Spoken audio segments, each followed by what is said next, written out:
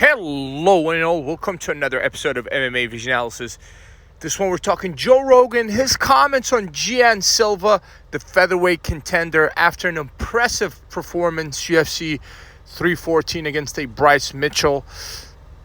We're going to talk about Rogan's comments. Before getting started, make sure to like, subscribe, click that notification to get all of this that is new from this channel, your channel, one and only MMA Vision Analysis.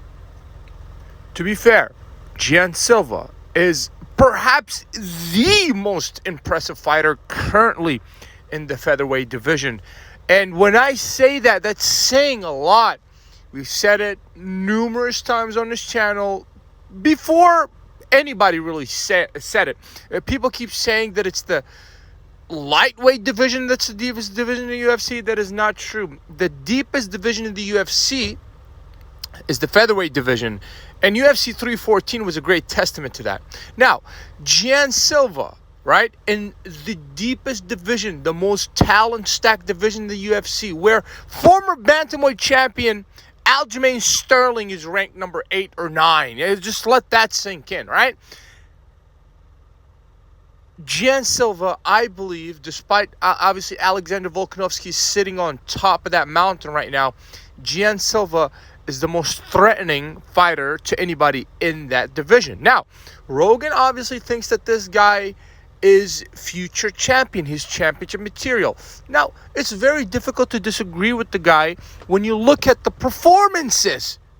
The Dober performance. He absolutely demolished Dober, right?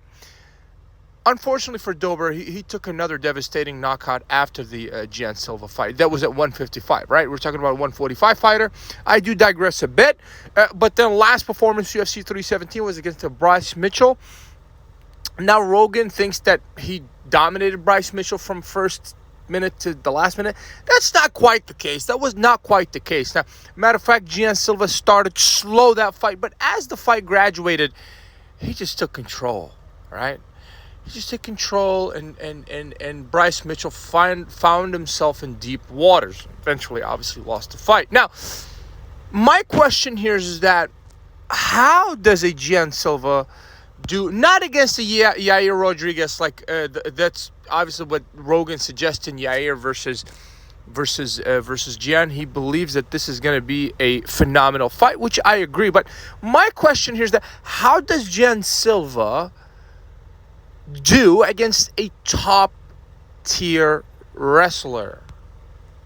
That is the ultimate question. Even though that featherweight division, as it stands, aside from Mavzar, there aren't really any hardcore wrestlers where their base is wrestling. Now, I know somebody might say, hey, Aljamain Sterling. Look, I'm talking about the level of the Dagestanis, right? That level, right? Like where guys are going to shoot like 50 times, right, in a fight. Like that kind of wrestling, right? A lot of guys, they have a wrestling base, but it's just not quite as effective as the wrestling that comes from that part of the world, which I don't know where Mavzar is from. I'm not sure if he's Russian. I could be wrong. I want to say Mavzar is Russian.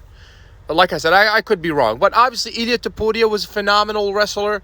He's no longer the champion. Now, I agree with Rogan halfway, because I think we have to see the guy against a top-tier wrestler. How does he deal with the takedowns?